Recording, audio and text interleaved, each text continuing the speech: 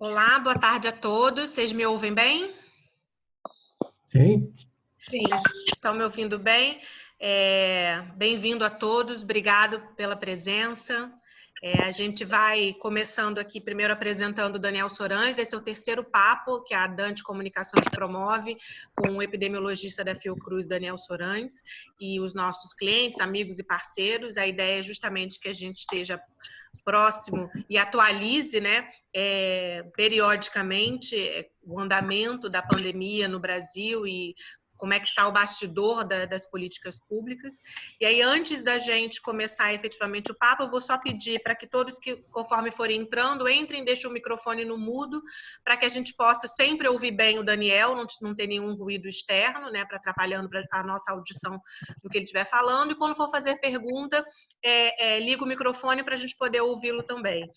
Se por acaso alguém não quiser fazer uma pergunta direto em vídeo, vocês também podem utilizar o chat, fazendo a pergunta, se identificando, se não tiver o nominho identificado de vocês, que a gente transmite a pergunta e o Daniel responde para a gente. Tá? E aí, só uma rápida apresentação, quem está vindo pela primeira vez nesse nosso, que esse é o terceiro papo, mas o Daniel Sorães é um médico sanitarista, especialista em medicina da família e comunidade.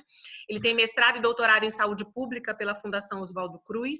Ele foi secretário municipal de saúde do Rio de Janeiro e participou da criação do programa Saúde Presente. Também foi responsável pela organização do sistema de saúde da cidade durante as Olimpíadas de 2016. Para quem não me conhece, eu sou Naila Oliveira, sócia da Dante. A Lúcia Martins e Carla Azevedo, também sócias da Dante, vão me ajudar na mediação dessa conversa. E aí eu acho que não tem outra pergunta para eu fazer. Eu quero que o Daniel comece esse nosso papo nos esclarecendo, né? Surgiu agora, essa semana, um estudo da Fiocruz apontando que o Covid-19, o novo coronavírus, já estava circulando no Brasil antes do primeiro caso oficial anunciado pelo Ministério da Saúde. Eu queria que você esclarecesse um pouquinho mais para a gente. Daniel, mais uma vez, obrigada por participar dessa conversa com a gente. Oi, Naila. Oi, Lúcia.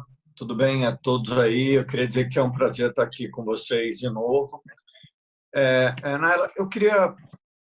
Essa coisa da circulação do corona antes do dia 26 de janeiro, ela existiu, tá? Existem alguns casos que foram comprovados, inclusive de um óbito em janeiro, mas isso não significa que a gente tinha transmissão local do coronavírus, entendeu? A gente teve um caso em janeiro, há uma suposição de já ter existido transmissão local, só que isso ainda não está confirmado, tá?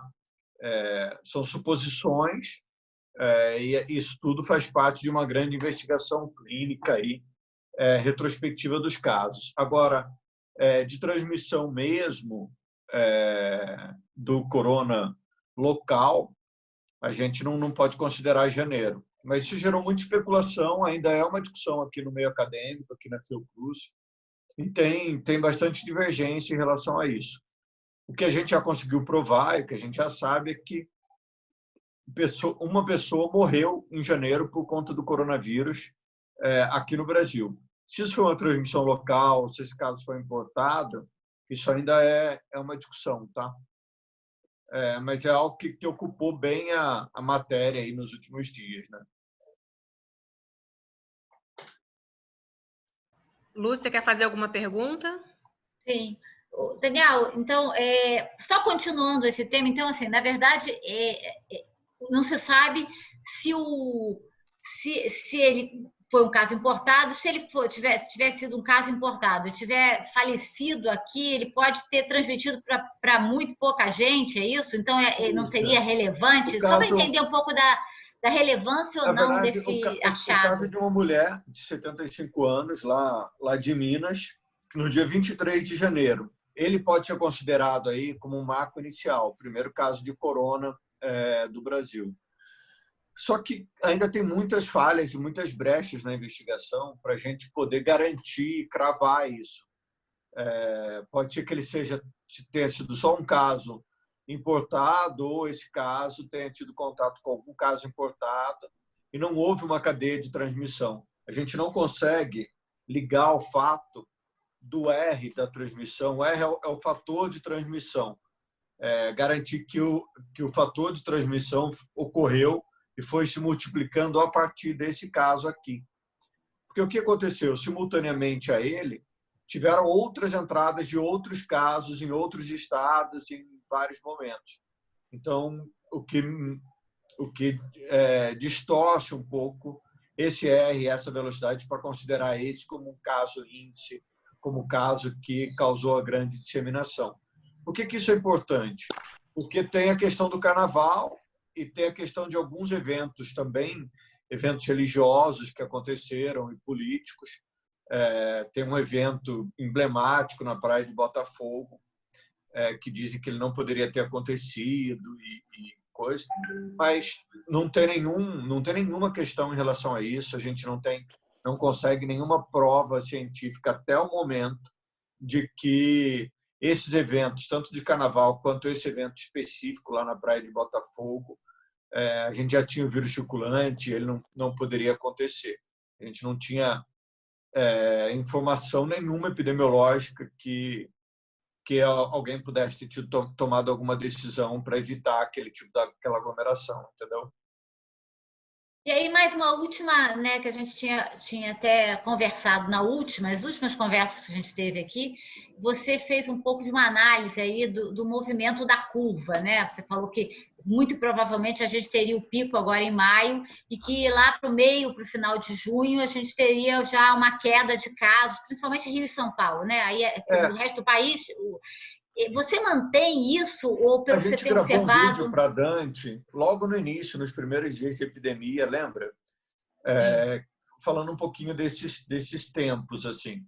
Como é que eu estava desenhando a curva? Eu estava desenhando a curva utilizando aí os dados da China para o Brasil. Qual foi a minha hipótese?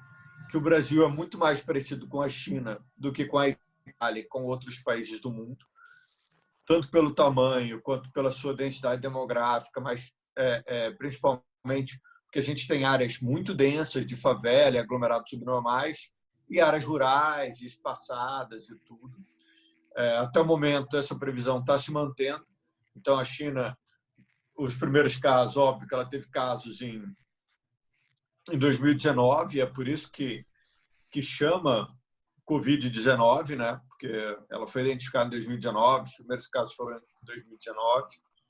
Lá pelo dia 10 de janeiro, a China informa que talvez a Covid fosse transmitida de pessoa para pessoa, porque até o dia 10 de janeiro se acreditava que a Covid-19 só se transmitia de animal para pessoa. Bom, do dia 10 de janeiro para frente, ela informou a Organização Mundial de Saúde, foi percebendo o aumento do número de casos. Fevereiro cresceu muito. Março, final de março, lá pelo dia 20 de março, ela chegou no topo e começou a despencar. Brasil, a mesma coisa. A gente teve casos em fevereiro, que foram casos importantes e aconteceram, foram bem marcados para a gente. Mas março mesmo foi quando a gente começou a notificar um volume de casos importante. Abril é o mês que a gente está crescendo, e está crescendo de maneira bem expressiva, da mesma maneira como se a gente tivesse em fevereiro na China. Maio, como se a gente tivesse em fevereiro na China. E junho, a gente deve chegar no pico da doença, lá para o meio de junho, e vai despencar rapidamente no final do mês de junho. Até agora, essas previsões são as previsões que a maioria dos epidemiologistas estão fazendo. Eu lembro que tem que fazer uma ressalva, que isso é para Rio e São Paulo, e agora Manaus também. Manaus também, a gente achava que ia ser um pouco mais tarde, e não foi. Manaus acabou tendo um fator de transmissão muito, muito alto. E Manaus teve um problema, que é a porta de entrada no serviço de saúde, misturou casos com Covid, de casos não Covid. Eu acho que a gente pode falar um pouco disso depois, porque isso acelera muito a mortalidade e a curva de transmissão. E o interior do Brasil e as capitais um pouco mais distantes vão levar de 15 a 20 dias atrás de Rio e São Paulo como a gente já vê que está acontecendo mesmo atualmente. A curva lá a curva nessas cidades está um pouquinho atrás da curva dessas grandes capitais aí. Então é essa previsão, a gente chegar em 20 de junho no nosso pico e cair abruptamente por aí, com 15 dias para frente nas outras cidades. Todo mundo fica falando, e eu li alguns artigos agora falando de segundas ondas e coisas. Não é uma característica de doenças gripais que geram imunidade, gerar várias ondas. Talvez a gente possa ter uma pequena onda ou outra em locais que eu tenho um isolamento social muito rígido e muito forte, que não é o caso de nenhum local do Brasil. A gente não teve, de fato, isolamento muito rígido e muito forte, como deveria fazer. Então, eu acho muito pouco provável a gente ter pequenos picos ou pequenas ondas. Talvez em alguns bairros, em algumas classes sociais, mas eu acho bem pouco provável assim. O que eu acho que é o mais provável é seguir a história natural da doença, ela chegar num pico e ela começar a despencar numa velocidade muito grande, mesmo sendo meses de inverno nosso. Essa semana a gente produziu também alguns relatórios para embasar um pouco a tomada de decisão no adiamento da eleição ou não, que isso é um assunto que está muito em pauta aí. Alô, desculpa, deu um pique aqui. No adiamento da eleição ou não, e até agora não tem nenhuma situação epidemiológica isso que justifique adiamento de eleição, considerando que as prévias eleitorais vão ser no mês de julho, né? E no final do mês de julho, dia 20, a eleição é outubro, fora ainda do mês de inverno e tudo. Então, a probabilidade de ter alguma situação no mês de eleição é muito, muito, muito, muito baixa. E as previsões estão se mantendo até agora, entendeu, Lúcia? Acho que a gente não está alterando muito nenhuma previsão. Quer dizer, assim, na tua avaliação, o confinamento está funcionando ou poderia funcionar melhor? Lúcia, eu não consegui perceber na curva epidemiológica nenhuma alteração nessa dinâmica, entendeu? Ou a China fez um confinamento muito bom, ou a gente está acompanhando a mesma curva da China, entendeu? Com esse confinamento parcial das classes mais altas e nas áreas que são possíveis. Então, eu acho que a gente está seguindo a história natural da doença aí. Então, na verdade, o que você está dizendo é que pode ser que o confinamento muito bom da China ou o confinamento médio que a gente fez tenha feito mais ou menos o mesmo efeito, porque a velocidade da eu acho curva que a gente está no mesmo efeito, assim. Mas perceba, quando eu estou falando da curva, eu estou falando da China e não estou falando da Itália, porque a Itália foi muito mais intenso essa capacidade, essa velocidade de transmissão. Por que a Itália foi muito mais intenso? E talvez tenha sido pelo mesmo motivo de Manaus. Porque os pacientes com coronavírus estão misturados dos pacientes que não têm coronavírus. E é uma realidade dentro das emergências públicas e privadas do Brasil a mistura de pacientes com sintomas respiratórios e pacientes sem sintomas respiratórios. Alguns hospitais do Brasil estão atendendo, e os mesmos profissionais que atendem coronavírus estão atendendo pacientes que não têm coronavírus. Isso corre o risco de você contaminar os profissionais de saúde, que vão contaminar outros pacientes que têm mais chance de morrer. E é por isso que a gente está com uma letalidade tão alta. Claro que tem outros fatores, a gente pode até falar desses fatores daqui a pouco, porque a avaliação dos governos ou dos sistemas de saúde, ela vai se dar em relação à letalidade, em relação ao número de pessoas que morreram, do número de pessoas que tiveram a doença.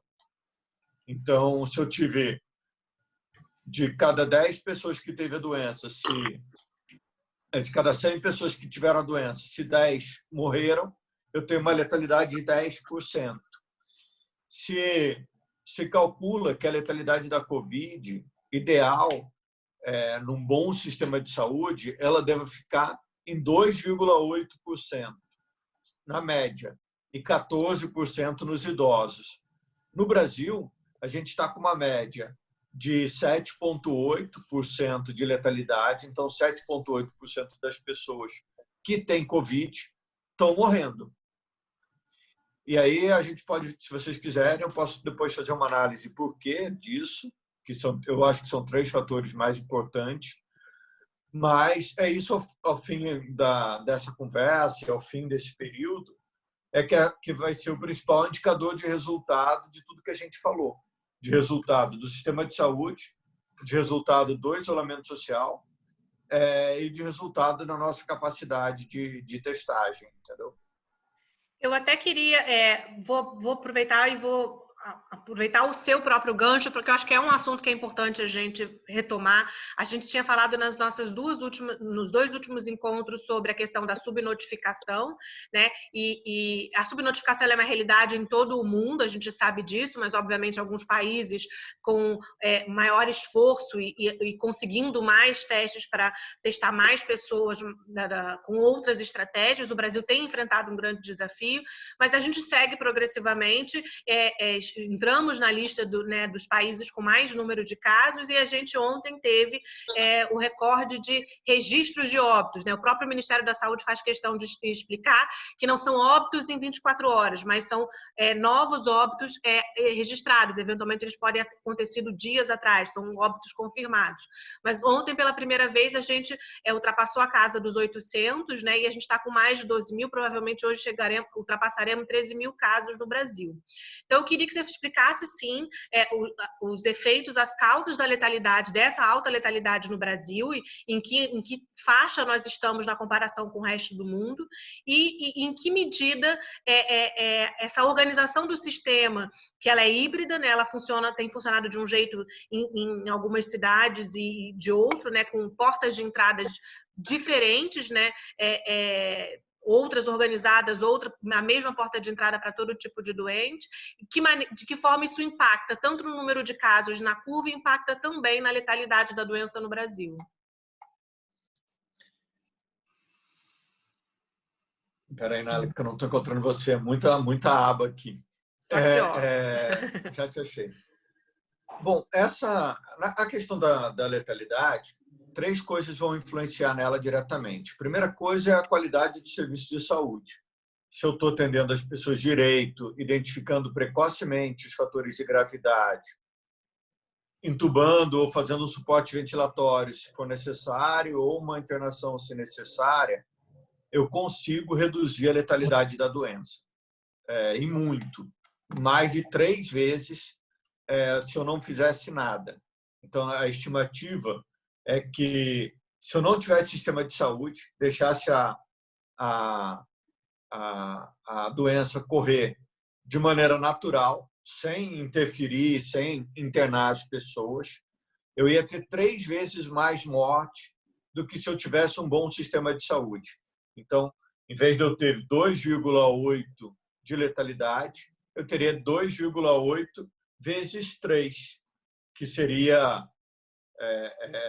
quase aí 9% de letalidade. Então, se eu não fizesse nada, não intervisse nos casos e deixasse a doença correr de maneira natural, eu ia ter 9% de letalidade. É uma loucura você pensar que em uma doença eu vou ter uma letalidade tão alta, ou multiplicar a letalidade por 3, de acordo simplesmente com a dinâmica de como eu trato as pessoas. E aí, no Brasil, a gente tem uma característica, que a gente tem um sistema público que pega uma parte das pessoas. A maioria das cidades do Brasil não tem um sistema de saúde suplementar, só tem um sistema de saúde público. Então, se eu pego as cidades pequenas, de interior, não tem uma unidade pública de saúde, a grande maioria delas. E nas capitais eu vou ter características dependendo de cada bairro e tudo. Por exemplo, no Rio de Janeiro, eu tenho uma letalidade na região de Santa Cruz e de Campo Grande próxima a 16%. Como se não existisse sistema de saúde e as pessoas ali estivessem morrendo sem fazer nada. Ou as pessoas estão morrendo mais do que em países em que o sistema de saúde não fez nada ou estava sobrecarregado. E eu vou ter zonas como a Zona Sul do Rio e a Barra da Tijuca, que eu vou ter uma letalidade próxima a 4, a 5, muito mais baixa do que a média nacional, que está em 7, pelas condições ali do próprio sistema de saúde ali da região. Outra coisa que influencia na letalidade diretamente é o perfil daquela população, a faixa etária e comorbidade. Então, se eu tenho uma população mais velha, com uma faixa etária com mais comorbidades do que outras, eu posso ter uma letalidade maior.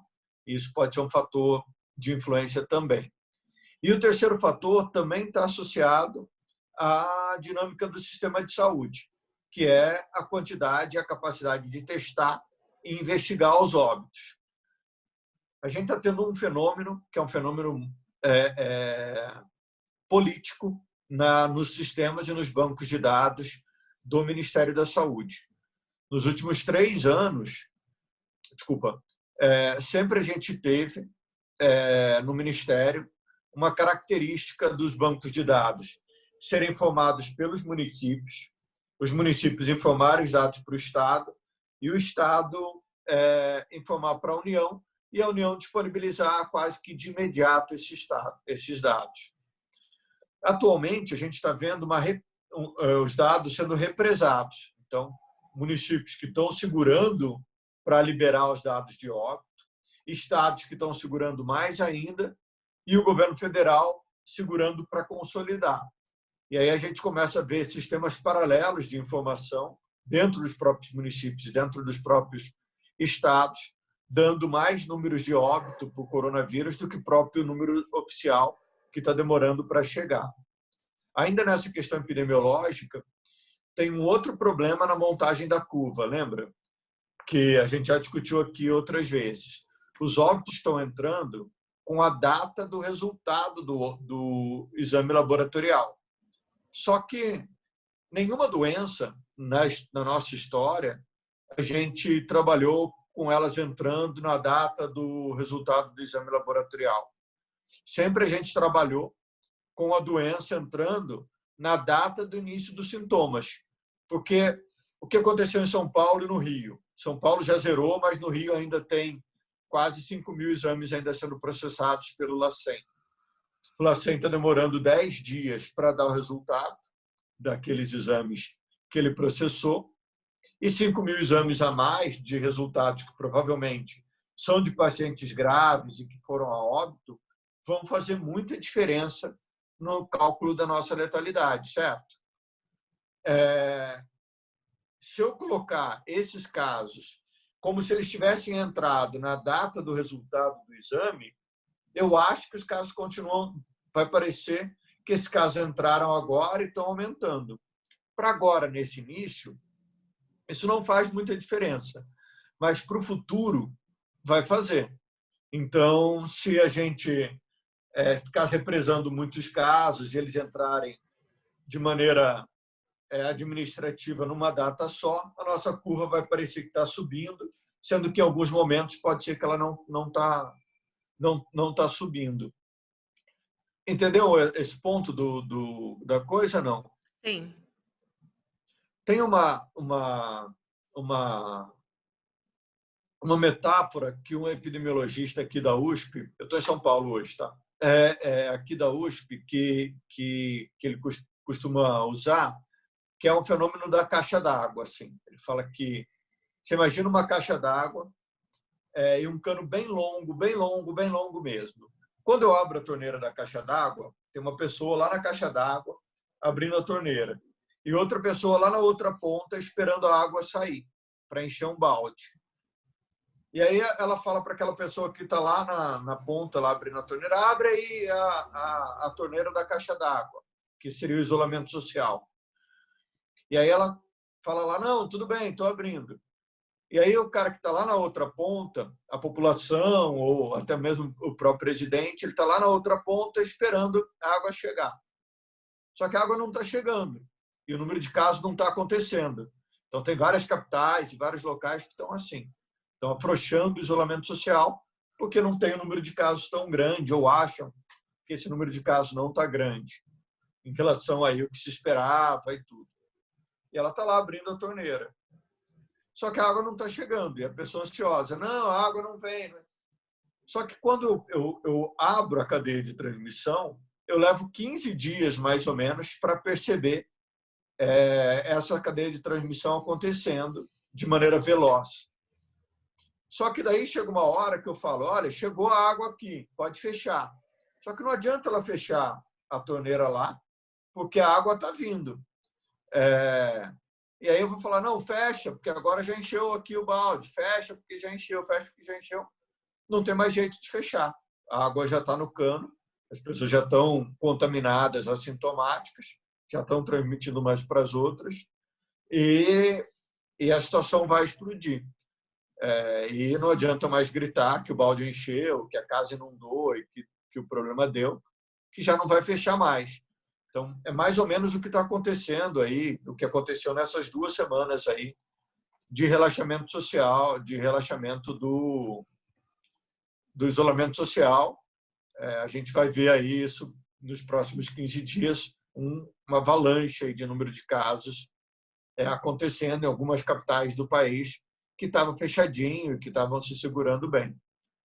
Nada diferente do esperado mesmo, do que a gente previu na nossa curva inicial, entendeu? Eu vou abrir, então, para perguntas. Quem gostaria de fazer uma pergunta para o Daniel, por favor? O Luiz Fernando. Luiz Fernando, pode fazer, por favor. Vou abrir o seu microfone. Deixa eu abrir aqui. Já estamos te ouvindo. Está ouvindo? Sim. Bom, boa tarde, eu sou Luiz Fernando Santos Reis, sou presidente executivo da Associação de Empresas de Engenharia do Rio de Janeiro. Queria fazer ao Daniel uma pergunta, acho que é mais de engenheiro do que de qualquer outra coisa. Eu recebi uma série de mapas, de percentuais, que eu acho uma loucura você dizer o Brasil é o 8º, 7º, 2º, 1º em morte. Quando você compara o Brasil, que é um território, com a Espanha, com a Itália, com a Bélgica, é brincadeira. É má fé para colocar a coisa de uma determinada forma. Eu acho que para comparar o Brasil, eu escrevi até 2 semanas atrás um artigo sobre isso, eu acho que para comparar o Brasil, você tem 2 países, a China e os Estados Unidos, que têm territórios de dimensões. A China, a gente não confia no que veio de lá de números. Então, eu gostaria de ouvir uma opinião sobre, porque eu acho uma brincadeira dizer, não, na Espanha foi tanto. Na Espanha é São Paulo. Então, nós estamos comparando quantidades totalmente heterogêneas. Eu acho que tem que comparar maçã com maçã, banana com banana, mamão com mamão. Era essa a colocação que eu queria colocar. Luiz Fernando, perfeita colocação. Você precisa ajustar isso pela população. Eu tenho visto umas comparações mesmo muito loucas com alguns países aí da Europa e outros locais. E eu estou sempre aí tentando me basear aí pelas informações de China, Índia e também pelas informações dos Estados Unidos. Você tem toda a razão. Assim. A gente tem um número de óbitos alto porque a gente tem uma população grande, obviamente. Agora, a gente tem um problema aqui, que é um problema da letalidade.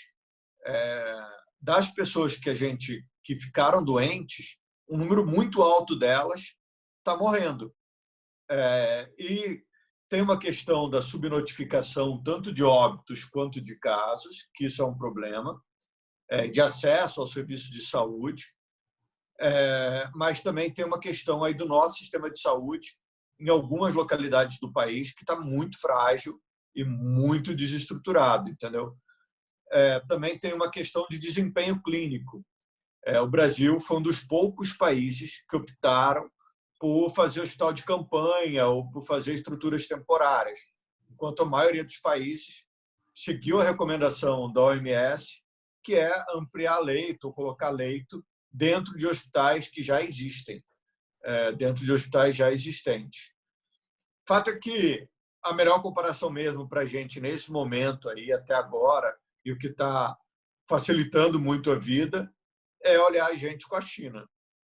Lembrando que é o que você falou, a China não tem números confiáveis e ela jogou para dentro da curva dela, agora, 3 meses depois, 4.000 óbitos para dentro, 4.000 casos para dentro aí das estatísticas.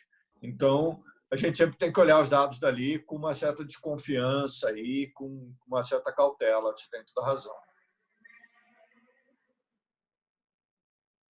Obrigada, Luiz. Quem gostaria de fazer mais uma pergunta, por favor? Lúcia, eu queria introduzir um tema. Alguém vai ter pergunta? Eu vou deixar. Bom, se ninguém tiver pergunta, vai adiante. Eu queria introduzir um tema que eu acho que é um tema que a gente não está discutindo aqui no Brasil e que é um tema que está mobilizando a Organização Mundial de Saúde nos últimos dias, que é o certificado de imunidade. Isso é um tema que está em pauta na maioria dos países. É um tema muito polêmico para a Organização Mundial de Saúde, por conta dos efeitos que isso vai ter para a política e os efeitos que vai ter para os governos.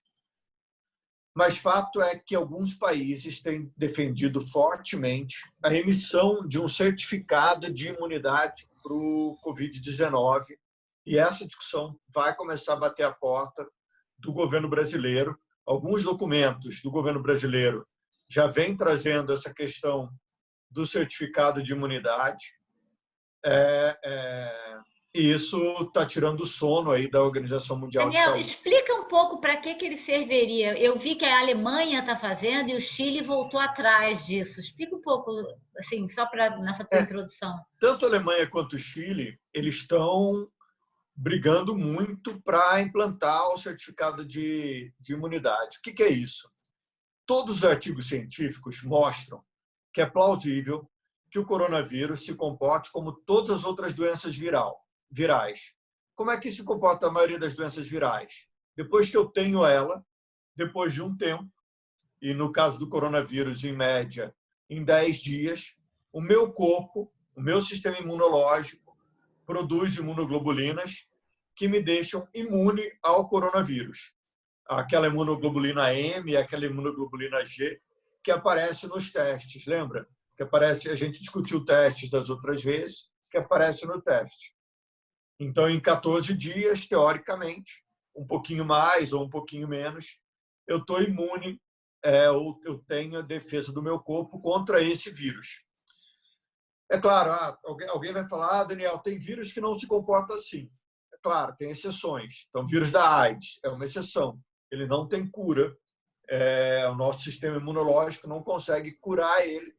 O vírus, então, ele não tem cura, ele é um pouco diferente.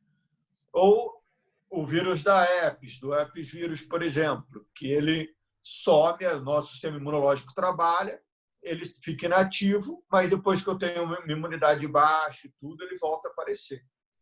O coronavírus, ele não me parece, ou não parece para ninguém, como um vírus tipo HIV, como tipo o vírus da herpes. Ele parece mais como um vírus, um coronavírus mesmo, como os outros coronavírus e como os outros vírus de maneira geral que produzem gripes.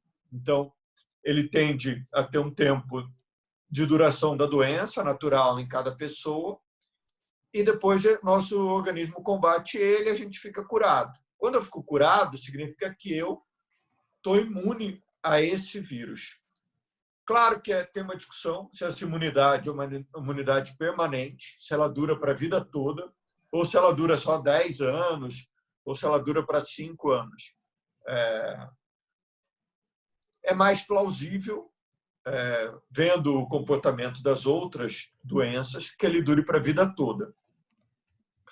Claro que não tem nenhum artigo científico que crave e fale, olha, o coronavírus a imunidade dele dura 10 anos, 15 anos, porque o coronavírus foi descoberto agora em 2019. Só que na ciência, eu não preciso ter teste para tudo. Não faz o menor sentido eu ficar testando tudo, porque posso até testar isso, se o coronavírus vai durar, a imunidade dele vai durar para sempre ou não, mas eu vou precisar de tempo para isso. Como eu não tenho esse tempo, a gente utiliza o comportamento dos outros vírus para inferir que o coronavírus gera uma imunidade de longo prazo, que pode ser de 10 ou que pode ser para a vida toda. Fato é que quem já teve, teoricamente, não tem chance de ter de novo, de maneira nenhuma. E não tem nenhum caso comprovado de uma pessoa que teve coronavírus e que se reinfectou com o mesmo coronavírus. Por que isso é importante? Porque profissionais de saúde que têm coronavírus, teoricamente, não precisariam, que já tiveram, não precisariam utilizar equipamentos de proteção individual para tratar um paciente sem coronavírus. Não, pessoas que já tiveram coronavírus não precisariam, que estão imunes, usar máscara na rua e poderiam economizar a máscara, e as pessoas que realmente precisam poderiam utilizar as máscaras, ou os hospitais poderiam economizar com equipamentos de proteção individual, ou priorizar que quem já está imune ao vírus cuide dessas pessoas que têm essa determinada doença. É meio lógico, é meio óbvio para a ciência, mas se a gente for olhar em termos de sociedade, isso gera uma perfeita confusão. Isso já existe na saúde pública do mundo inteiro. Por exemplo, vacina para BCG ou vacina para febre amarela, que todo mundo mais conhece.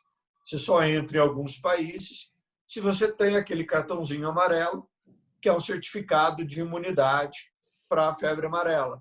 E você só pode entrar se você tiver esse certificado de imunidade em muitos locais. A ideia de muitos países é fazer um certificado parecido a esse, que pode ser em pulseira, que pode ser de qualquer outro tipo, para dizer, olha, você já teve coronavírus, então você está liberado do isolamento social, você está liberado de ter que usar tipos de equipamentos de proteção individual para o coronavírus, porque, claro, que você tem outras doenças que podem circular, que te obriguem a usar máscara, mas para o coronavírus você não é mais uma pessoa suscetível. Por que os governos ficam tão apavorados e a OMS fica tão apavorada em relação a isso? Porque vai ter uma corrida em relação ao teste de maneira muito violenta e feroz da população, e a gente vai ter duas categorias de pessoas, umas pessoas que são imunes e pessoas que são suscetíveis.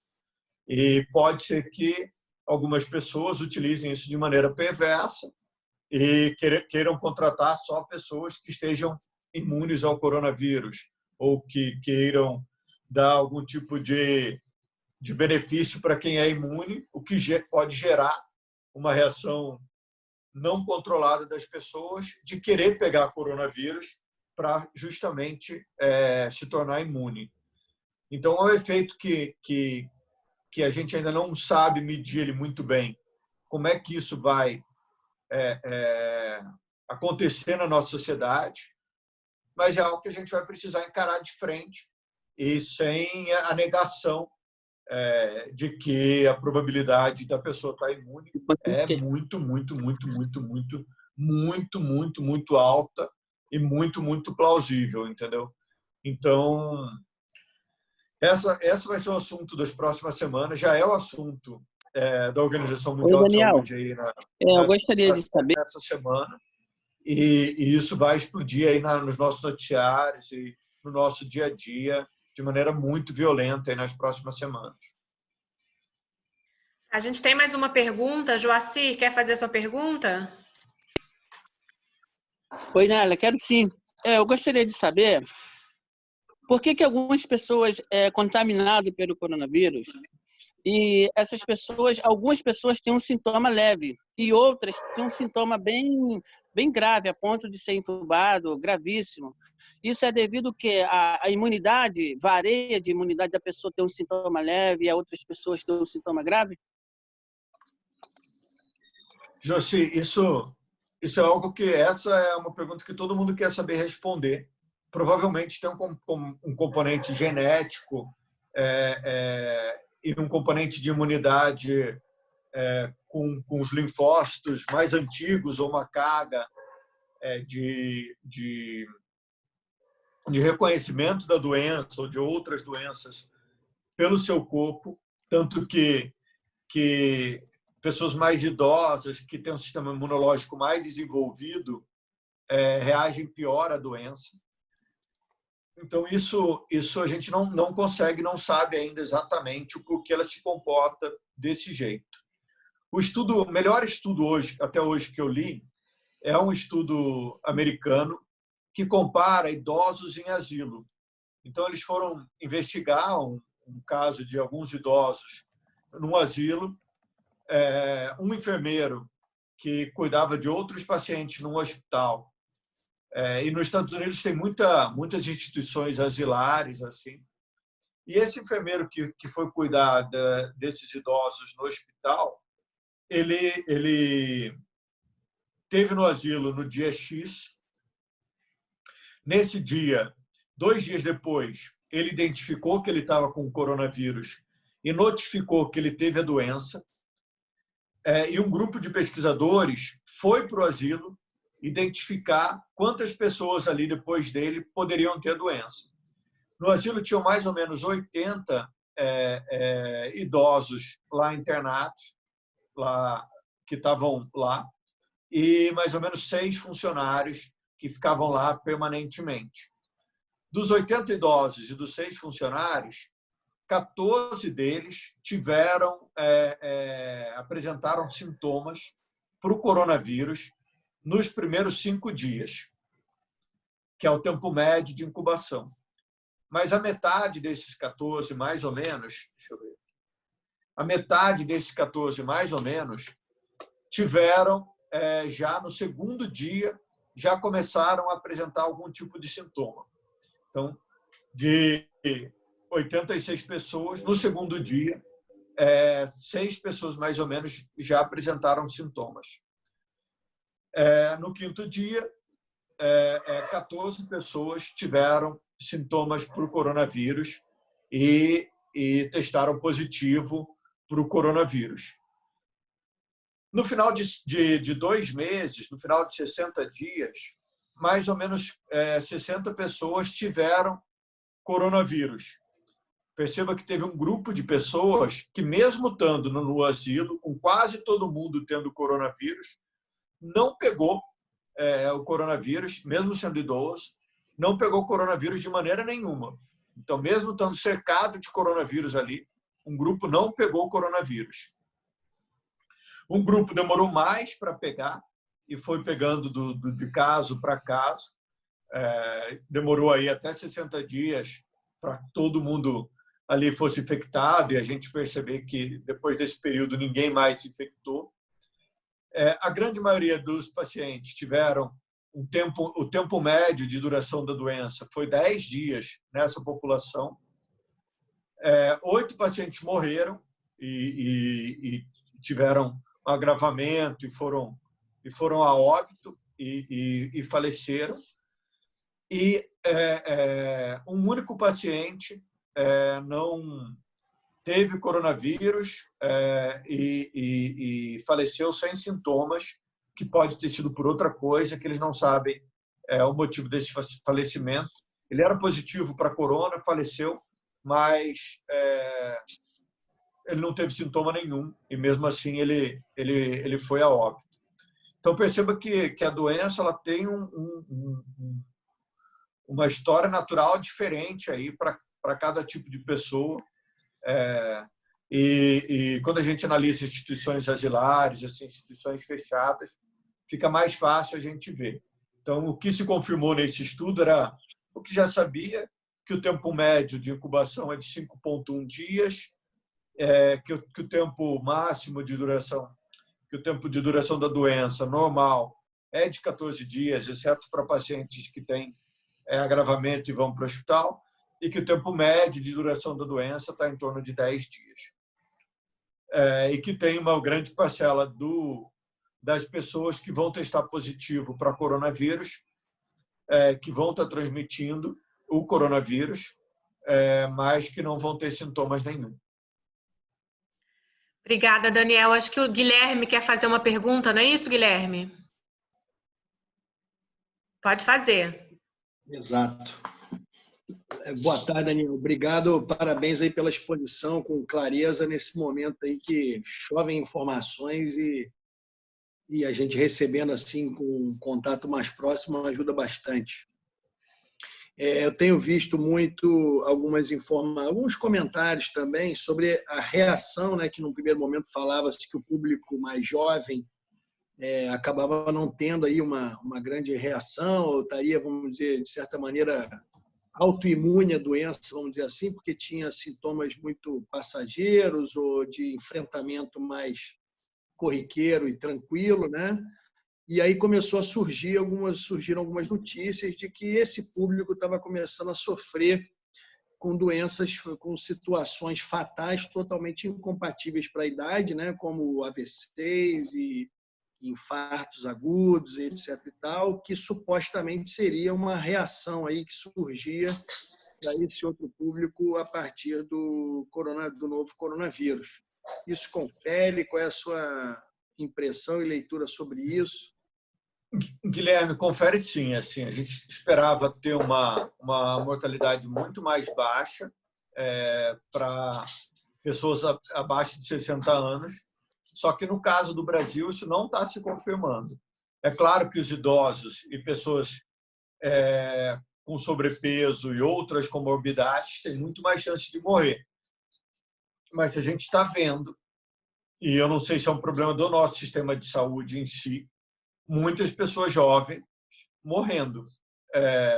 Claro que numa taxa de letalidade muito mais baixa do que nos idosos, mas no caso do Brasil especificamente, a gente está vendo muitos óbitos também em pessoas fora da faixa etária de risco e fora da zona de risco e de morbidade.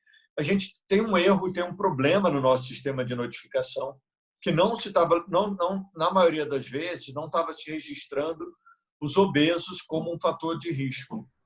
E agora a gente está tendo que reavaliar e tendo que correr atrás desse dado aí e dessa avaliação epidemiológica para ver se a obesidade de fato influencia. Como influencia? A gente já sabe que influencia na mortalidade do H1N1. Não sei se vocês lembram, no H1N1 os obesos estavam entre as pessoas no fator de risco. No corona, isso não está colocado. Como isso não estava colocado pelos outros países e posto anteriormente, não se estava levantando essa informação. E há uma hipótese bem relevante de que a obesidade e o sobrepeso influenciam aí como fator de risco para o coronavírus. Mas tem uma situação surpreendente, sim, de uma taxa de letalidade maior do que na dos outros países do global e também para as pessoas mais jovens. Tá? E eu acho que isso está diretamente relacionado à capacidade de cuidado do nosso sistema de saúde. Agora, nesse caso dos jovens, quer dizer, só complementando aqui, eu imagino que todos esses outros grupos enquadrados no grupo de risco, né, que você citou, tudo tem a ver com a baixa capacidade de defesa do organismo da pessoa, de comprometimento que ela tem com a saúde, né? Agora, no caso dessa população jovem, o que é curioso é que, a princípio, parte do pressuposto, são pessoas extremamente sadias, né? E é uma consequência, vamos dizer assim, muito mais grave, né? Quer dizer, é uma situação de... Quer dizer, o que significa isso? Quer dizer, exatamente porque o vírus não consegue emplacar nenhum tipo de situação mais trivial, ele é um capetinho aí hiper armado que vai até as últimas consequências e aonde ele encontra espaço ele atua. Como é que funciona isso? Porque, e que tipo de prevenção, né? Turma mais jovem aí. Guilherme, eu acho, não dá para cravar, e nas próximas semanas, eu estou estudando isso, tá? Nas próximas semanas eu devo ter algum dado mais sólido aí em relação a esse assunto. Mas, na minha avaliação, isso está diretamente relacionado à qualidade do cuidado e do serviço de saúde. A gente tem um serviço de saúde ainda muito iatrogênico, que causa, às vezes, mais mal do que bem. ainda mais no momento de epidemia, que você tem todo mundo metendo a mão a fazer tudo. E eu acho que essa mortalidade muito superior da dos outros países, essa letalidade muito superior dos outros países, e também em pessoas jovens, está diretamente relacionado à qualidade do cuidado daquela pessoa, entendeu? Eu acho que nem é tanto, é muito provável que o vírus é o mesmo, mas o sistema de saúde não é. Então, eu acho que a gente tem que ficar atento aí à letalidade de cada hospital, à revisão dos prontuários clínicos desses pacientes, para ver se eles morreram de coronavírus ou se eles poderiam ter sido salvos aí nesse período. E eu acho que isso influencia muito e vai influenciar muito aí na letalidade da doença aí no país. Então, a minha hipótese é que a gente está tendo um suporte, um serviço de saúde com uma qualidade inferior a esses outros países. Isso, para uma população jovem, faz muita diferença. Se você pegar no início uma pessoa jovem, rígida, que tem condição de suportar o coronavírus e fizer um suporte de ventilação mecânica por um curto período de tempo para essa pessoa, com uma intubação precoce, pode ser que essa pessoa tenha muito mais chance de sobreviver do que se isso não for feito. Então, eu acho que isso é a grande chave e a grande diferença entre a mortalidade mais alta no Brasil, para todas as faixas etárias, mas para os jovens isso fica mais impactante do que nos outros países, tá? Daniel, a Carla tem uma pergunta para fazer. Oi, Daniel, tudo bem? Oi, Carla. A pergunta é aquela mesma de sempre, né? Aquela pergunta básica de quando que você acha que todo mundo vai conseguir retomar as atividades fora do home office? Qual vai ser esse momento seguro? E se de fato será seguro? Ou que tipo de cuidados a gente vai ter que ter ao retornar à empresa? Se as pessoas terão que trabalhar de fato de máscara? Ou a ideia é que vivam uma vida normal e deixem a coisa acontecer de forma natural, já que você explicou que após o dia 20 de junho vai haver uma queda, né, no número de casos. Carla, depois eu acho que a gente precisa falar um pouquinho de máscara, porque saiu um estudo aí bem controverso em relação ao uso das máscaras, que está estremecendo aí a comunidade acadêmica, tá? Eu acho que a gente pode falar disso depois. Tá legal. Mas eu acho que no mês de julho, com a redução da curva e do número de casos, vai existir uma pressão muito grande para os governos e para a própria sociedade como um todo a retomar as suas atividades normais. Provavelmente em São Paulo, isso deve acontecer no mês de julho, logo no início do mês de julho, e vai haver uma pressão da sociedade a retomar as atividades normais, visto que o que é o R? É o fator de transmissão da doença. Então, por exemplo, se eu tenho R igual a 1, cada pessoa que pega a doença transmite para uma única pessoa. E eu mantenho o mesmo número de casos ao longo do tempo. Se eu tenho um R de 2, uma pessoa transmite para 2. Então, a gente vai ter para cada pessoa, daqui a 5 dias, no tempo médio de incubação, o dobro do número de casos. Hoje a gente está com R de 5. Então, cada pessoa que transmite está 5. A Alemanha, agora, ela está com R de 0,7. Então, é menor do que 1. Então, está diminuindo o número de casos na Alemanha. Então, para cada pessoa para cada 10 pessoas que pegam a doença, só 7 transmitem para uma pessoa. Então, o número de casos vem diminuindo. Quando o número de casos vem diminuindo e o R fica menor do que 1, naturalmente, a sociedade vai falar, olha, está regredindo, podemos voltar às atividades normais. Deixa eu só interferir aqui. E para voltar, tem um R ideal? Tem que estar 1 no R para voltar. Os governos levam isso em consideração ou não? Lúcia, o certo é levar isso em consideração, Para isso, tem que estar muito com as notificações sendo colocadas em tempo real. Então, tem que ter uma pressão da sociedade para que os governos atualizem a base de dados online e cada óbito ou cada caso entre imediatamente a ser computado como óbito, como caso, para a sociedade poder ver e perceber o que está acontecendo. As sociedades científicas e a imprensa têm cobrado muito isso, então está ficando cada vez mais difícil para o governo segurar o número de casos, porque isso vai ser o fator que vai importar mesmo no dia a dia, entendeu? Isso vai ser o fator que vai importar e ele vai chegar logo, logo. Tem mais um mês e pouco aí para a gente estar com R aí menor do que 1, provavelmente. Então, esse fator de transmissão ele é grande, vai ficar grande, mas vai chegar uma hora que isso vai ficar menor do que 1 e a própria sociedade vai pressionar para que as coisas voltem ao normal. E a gente vai perceber também, rapidamente, que o número de pessoas que ficaram doentes, o número de pessoas que vão morrer, vai demorar um pouco mais para a gente perceber. Porque o paciente que pega Covid hoje, ele vai morrer só 20 dias, em média, depois que ele pegou a Covid. Nos outros países é isso, tá? No Brasil está morrendo antes por conta do nosso combalido sistema de saúde. Mas nos outros países, se eu pego Covid hoje, o tempo médio para eu falecer leva 20 dias. Então, vai parecer nos óbitos que os óbitos continuam acontecendo, que é um pouco o que está acontecendo na Itália agora.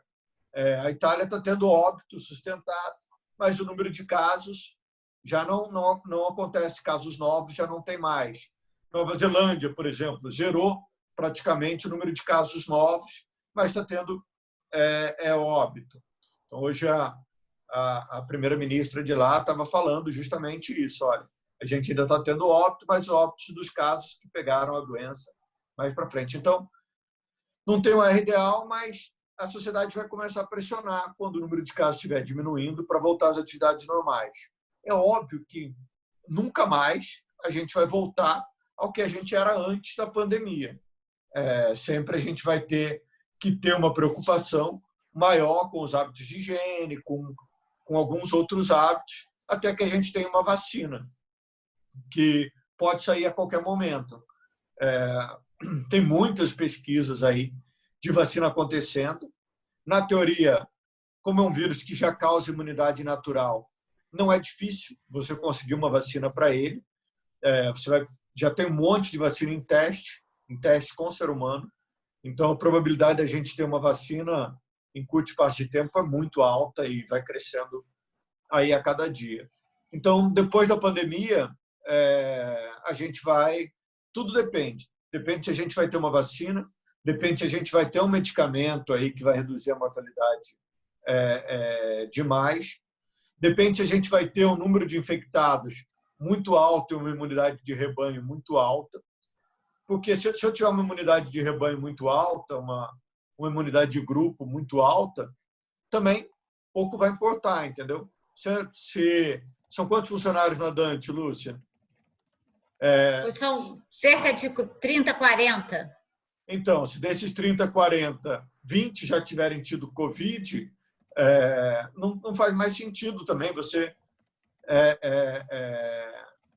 ter... A gente ainda não teve nenhum caso. Que bom, graças a Deus. Que a gente saiba, né? Que a gente saiba. Há porque tem os assintomáticos. Tem os assintomáticos. Eu tenho até uma... Desculpa até interromper, mas é que eu queria fazer uma pergunta bem rápida para depois abrir para os convidados, Daniel. A respeito dos sintomas, né? Eu li alguns relatos e conversei com algumas pessoas que só tiveram sintomas assim relacionados a enjoo, diarreia e falta de paladar. Não tiveram sintomas respiratórios. Isso é possível? E que tipo de assim, precisa procurar um médico se a pessoa estiver passando por isso ou não? Eu vou só interromper, porque a Kátia, nossa convidada, ela estava esperando para fazer uma pergunta, ela vai precisar sair. Ela queria fazer uma pergunta justamente sobre vacina. Tudo bem se a gente só esperar para a Kátia poder fazer? Pode falar, Kátia, estou tentando te caçar aqui. Tudo bem, Daniel? Estou aqui. Prazer em estar aqui. Desculpa não poder ficar o tempo todo, porque sou professora, né, da universidade, então estamos todos em live o tempo todo, a gente não para o dia inteiro, né? Manhã, tarde e noite.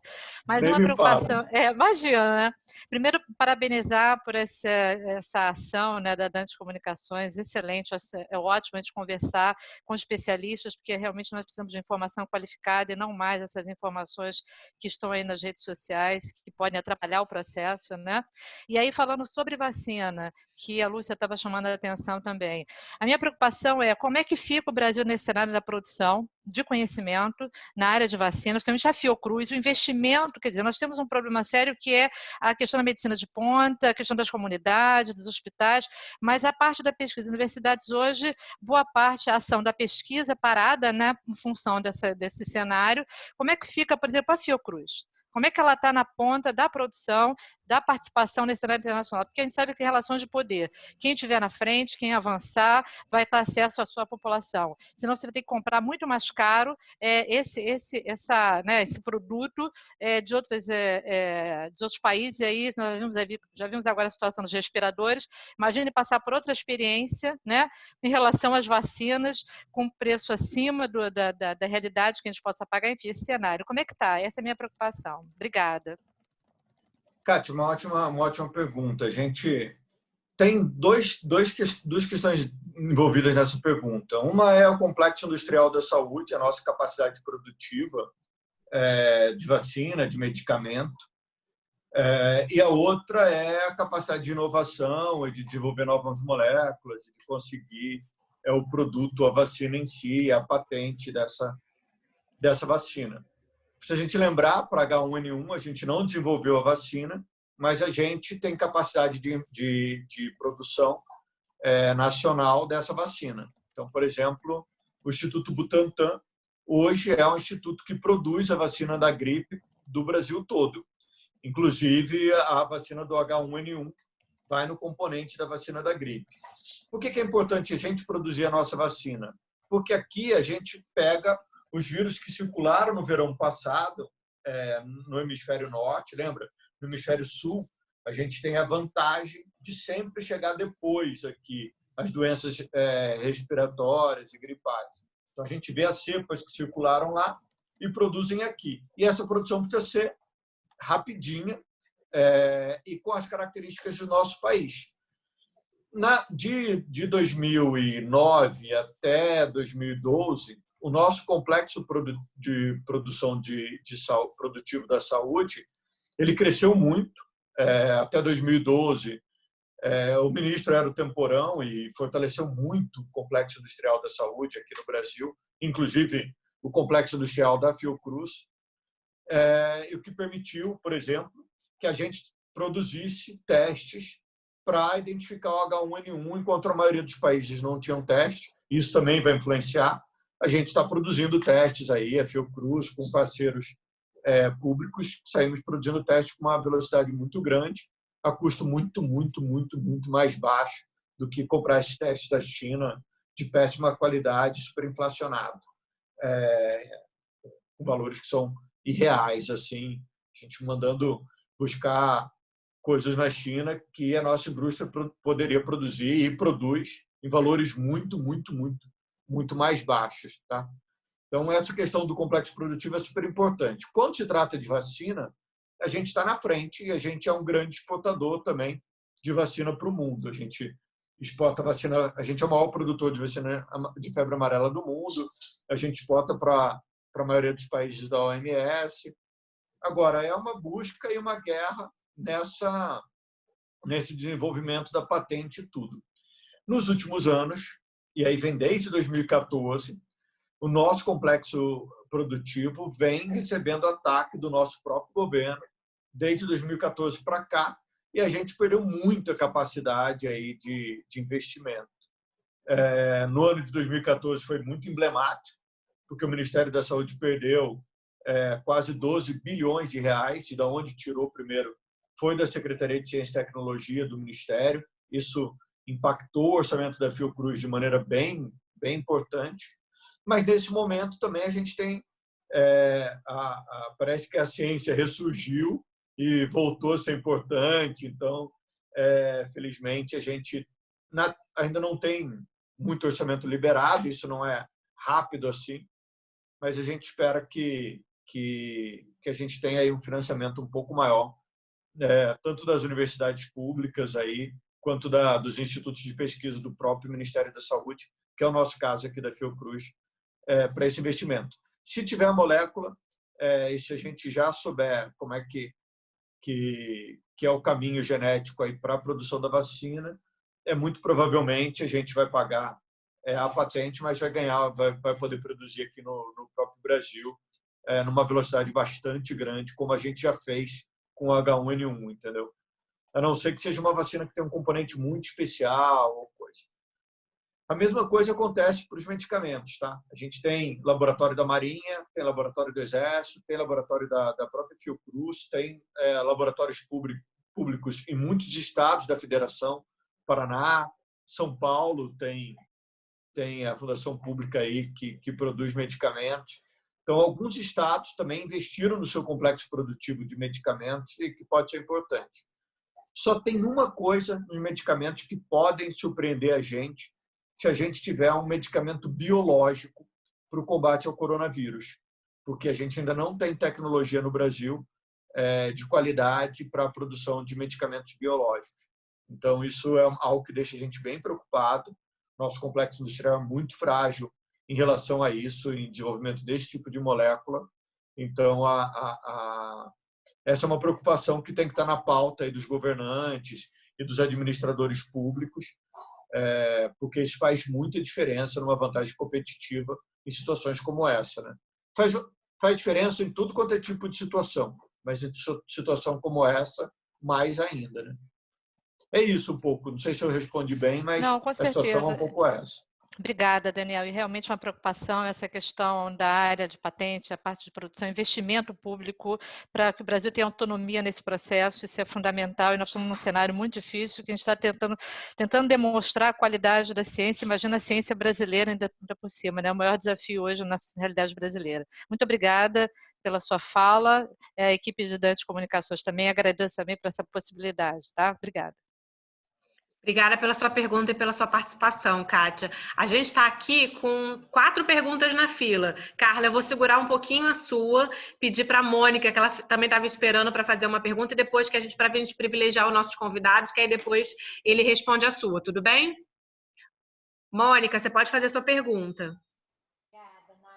Minha pergunta é rápida, é simples. A gente tem feito um trabalho de mapeamento do grupo de risco, né, junto aos nossos colaboradores na empresa. Você falou aí do grupo de risco, ser o grupo de obesos. E eu hoje na televisão vi também fumantes. Queria saber se você acha que, se consideramos essas 2 possibilidades nas organizações, né, para a gente poder privilegiar essas pessoas numa suspensão de contrato ou num trabalho home office, para ver se faz sentido.